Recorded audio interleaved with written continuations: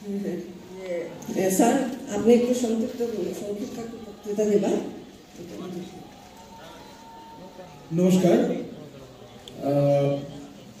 Mic হাতে নিয়ে সিলেটি কোয়া এই প্রথম আমারও বিশ্বজিৎদার মতোই। আর বিশ্বজিৎদার যে সুন্দর ভাষণ তাই দিয়েছেন, যে বক্তব্য রাখছেন, তারপরে আর নতুন করে আর পড়ার কিছু থাকে না। আমি খালি দু একটা আমার ব্যক্তিগত অভিজ্ঞতার জায়গা থেকে আমি কয়েকটা কথা কই।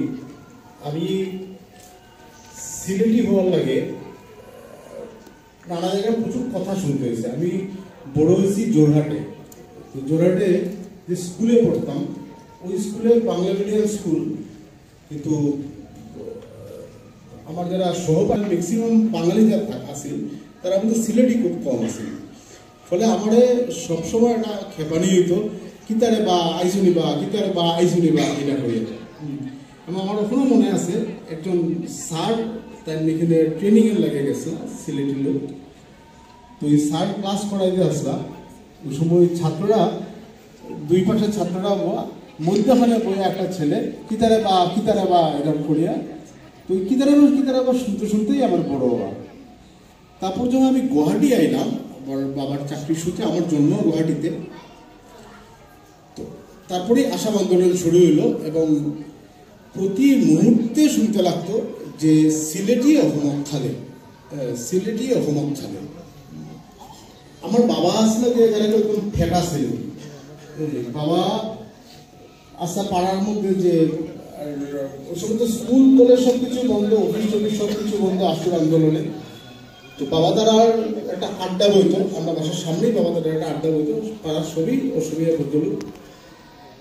বাবার লোকের প্রতিদিন ঝগড়া। আমার পরে মা বলতো যে তুমি তা করিও না, এখন যে পরিস্থিতি কোনদিন মাইসে যায়। কিন্তু ওই যে ঠেকা সিলেটি, ওই ঠেকা সিলেটির পাশাতেই আমারও জন্ম। তো তারপরে আমি কলকাতাতেও পড়ছি কিছুদিন, সেখানেও বিশ্বতোষের যে অভিজ্ঞতার কথা কইছে। এবং আমার মনে আছে আমার একটু বড় হওয়ার পরে আমার একজনের সঙ্গে পরিচয় ছিল, এক অসমীয়া ভদ্রলোকের সঙ্গে। এই ভদ্রলোকে এই কথাটা কইছিল আমরা যে সিলেটিটার মনে জিলাপির পেস। তো এটা নিয়ে লাগছে তর্ক। পরে ভদ্রলোক কইছেন যে আপনার চেয়ে বেশি অভিজ্ঞতা আমার, কারণ আমার বউ সিলেটি। আমি প্রতি মুহূর্তে বুঝি যে সিলেটের ভিতরে কিরকম পেস, জিলাপির পেস। এখন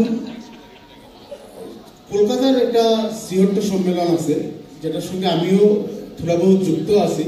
তারারও আগামী 4 তারিখ থেকে তারার অধিবেশন, আগামী জানুয়ারির 4 তারিখ থেকে। এখানে আমি 2-3 বার গেছি।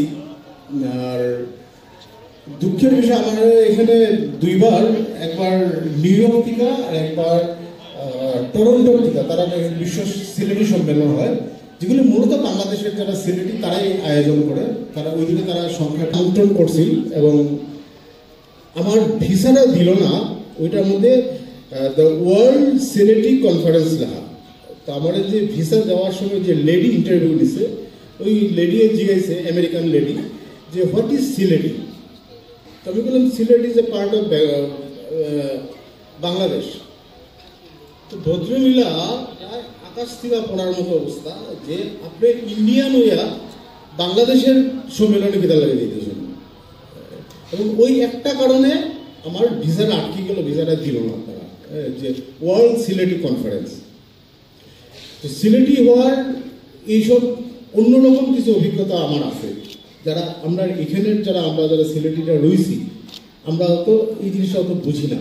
কিন্তু বাইরে গেলে সিলেটির লাগে প্রচুর, মানে আমি কটন কলেজে পড়ার সময় সিলেটি হওয়ার লাগে আমার প্রচুর কথা শুনতে লাগতো।